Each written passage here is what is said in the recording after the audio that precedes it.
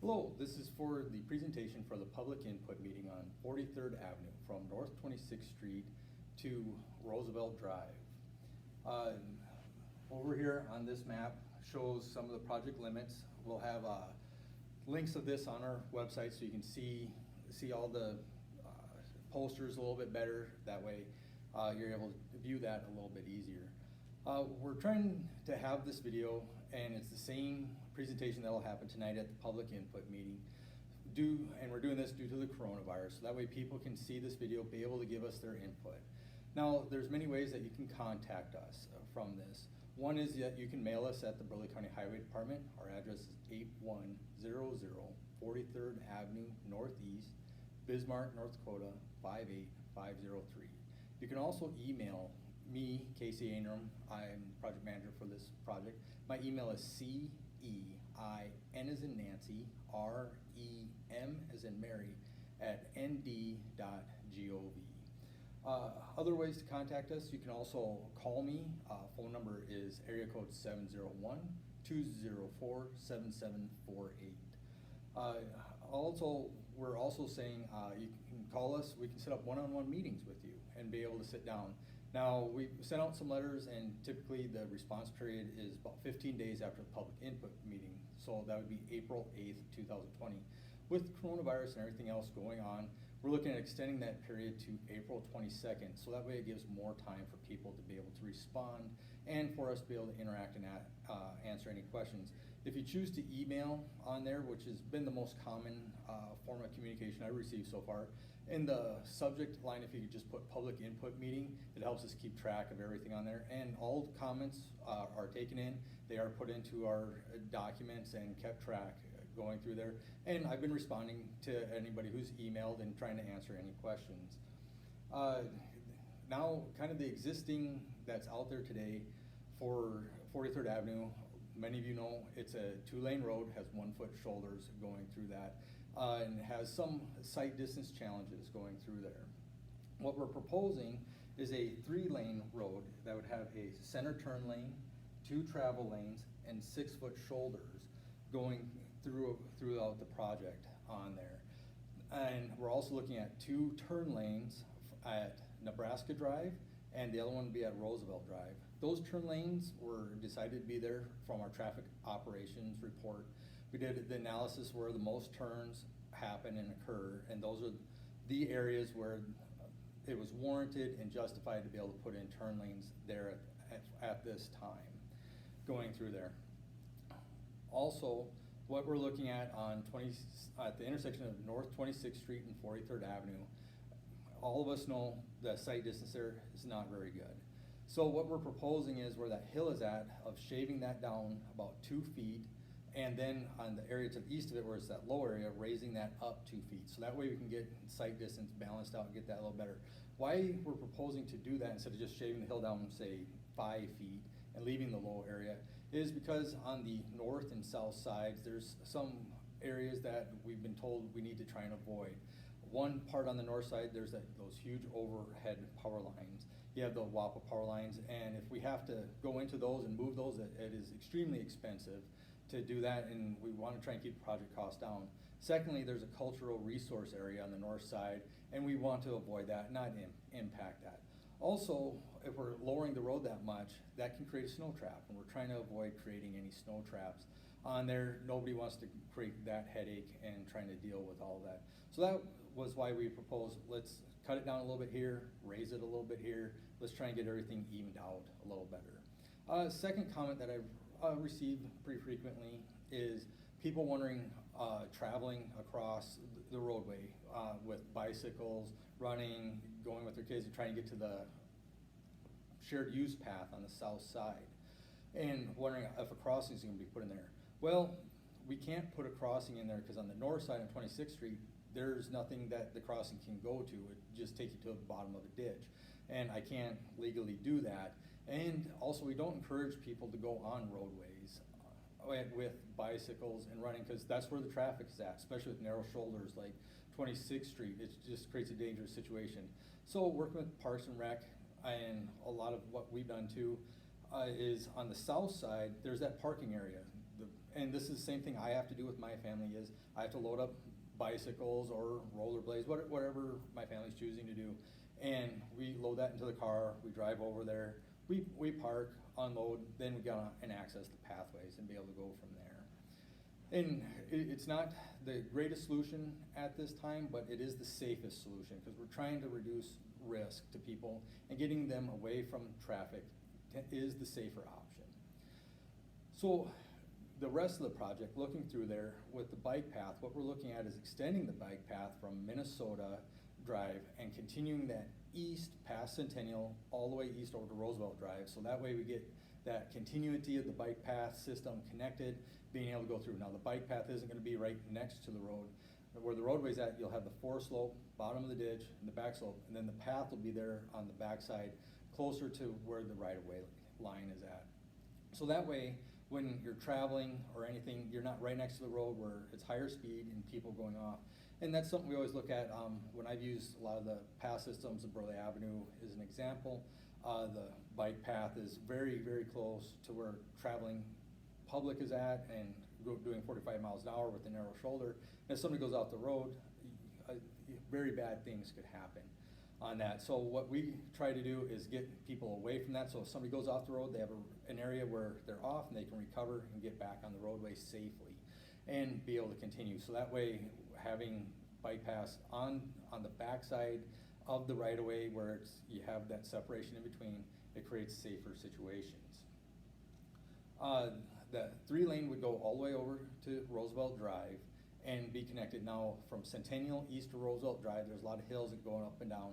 What we're looking at doing there is also shaving those down, cut a little here, raise a little here, and get that evened out.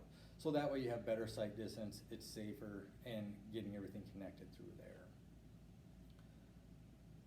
Now for turn lanes, that's another question I've had, is people can I want another turn lane in multiple locations? Now we looked at a lot of different locations going through there, and just a straight up honest answer is there's not enough traffic to warrant those. It takes a lot of traffic to warrant a turn lane to be able to put in there. And with federal money, as this project has, you have to be able to justify every single turn lane that you're looking at installing and being able to put in. Now in the future, say say 26th Street gets extended to the north to 71st Avenue, at that point, the county would relook at that intersection and say, okay, let's evaluate the number of traffic and the number of turns occurring, and are turn lanes warranted in that location. And that's something that can always be done in the future. It doesn't have to happen today and then we never look at it again. As conditions change, we have to look at the sites and be able to reevaluate intersections as needed in the future. Another portion that we're looking at is 43rd and Centennial, that intersection. Now basically it already has turn lanes in the area, so a lot of that intersection actually stays the same. It'll remain open throughout the project on the north-south. East and west will have to have some modifications. We'll do phasing of traffic control, but people that live adjacent to it, we will make sure that everybody gets there. Then be able to get to their house every night. Then comes up always the simple fact of construction. It's inconvenient, it's dirty, and it's noisy. Well, we always try to put some safeguards into it.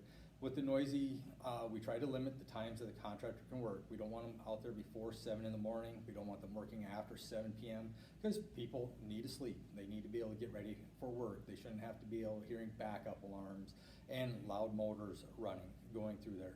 Otherwise, the rest of the time they're working, we try to minimize the noise as much as possible going through there. Now, with being dirty, we do put up erosion control. We try to manage that. We monitor that a lot. Most contractors in the area are very, very good at that. They're very aware of it. They don't want to have problems either. If there is, the health department gets involved. Also, we're involved. The North Dakota DOT is involved. A lot of us don't want those problems either. But rain's going to happen. It will get muddy from that, and we will have to deal with those situations. And I guarantee that any day that we take asphalt off, it seems like it rains almost the next day. You can wait or do it early. It's just one of those things. You have to deal with it. We had to deal with that on North Washington Street between 57th and 1804 throughout the entire year, especially last year where there was so much moisture going on. But we worked with the residents, we created paths, put down gravel, so people could get in out and be able to work through those things a lot easier. And that's a lot of the same things we're gonna do here, because we gotta make sure people get to their houses.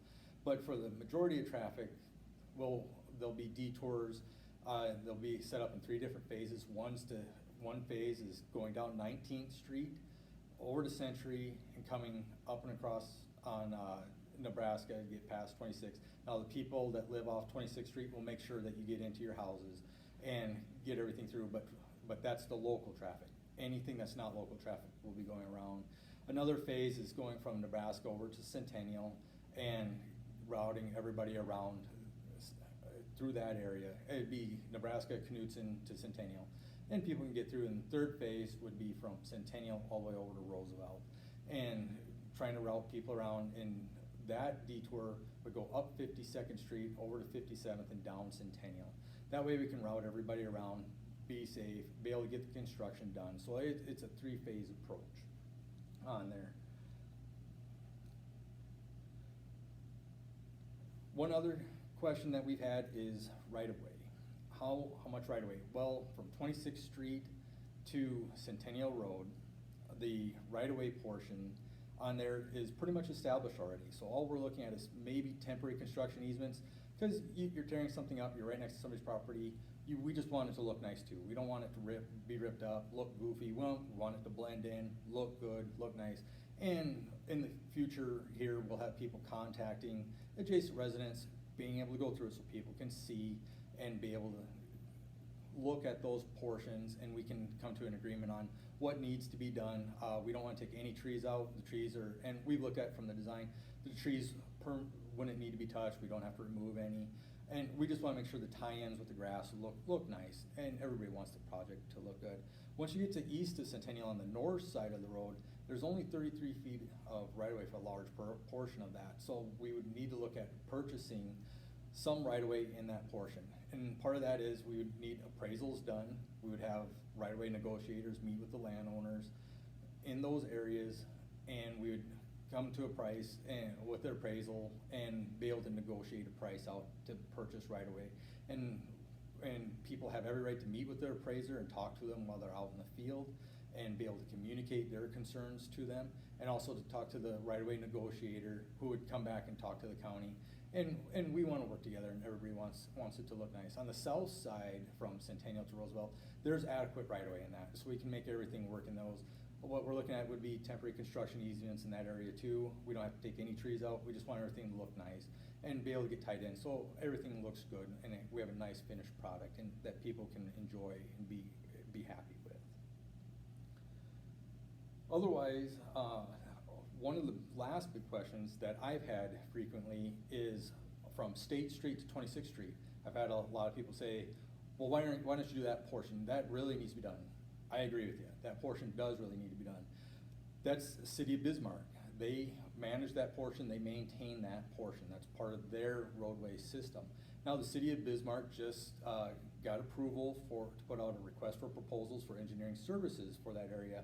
And what they're looking at is getting the engineering, going through the environmental, they have to do a public input meeting just like this one, and be able to go through that whole process.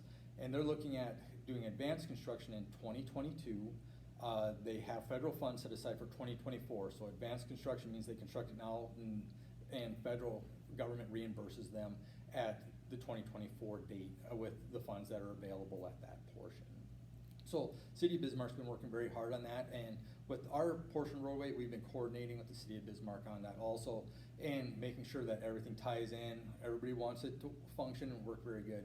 And it's just part of the phasing of projects going through there. When we looked at all the traffic control that would need to be done from Washington Street all the way to Roosevelt, looking at it, we were kind of, well, if this portion is done first, that's west of US 83, then you do this portion. It's easier to do the traffic control from State Street over to 26th Street, and trying to get all that done in there. So a lot of it's going through, and some people have asked, well, why don't you just do all 3 miles at once?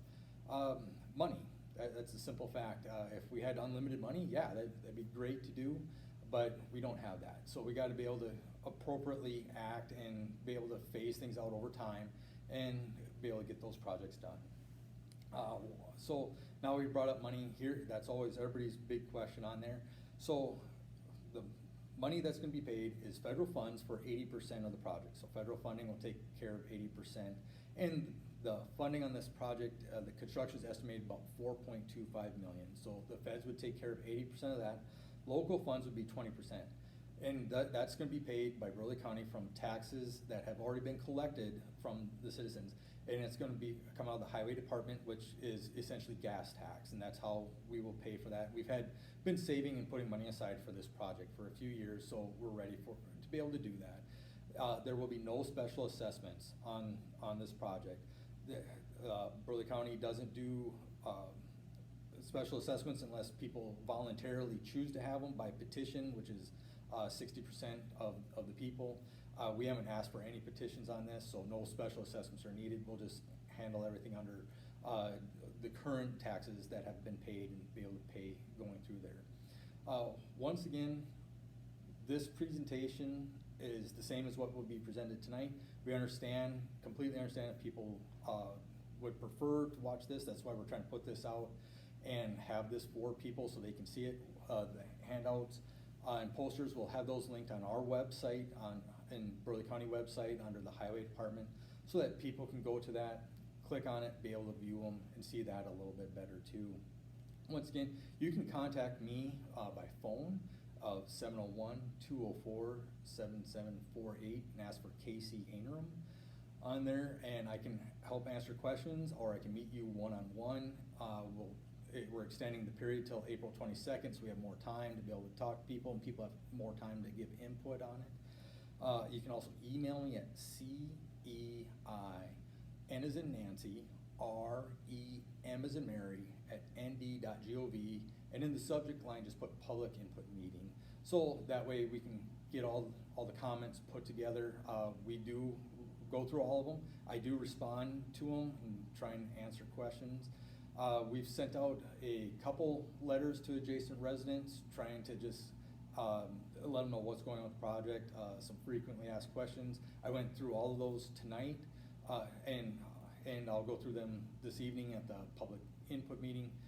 If there's any other questions, just please send me an email. Mail would also work to the Burleigh County Highway Department at 8100 43rd Avenue Northeast, Bismarck, North Dakota 58503. And we're just trying to, with the situation, there's been a lot of change on how we do public input meetings.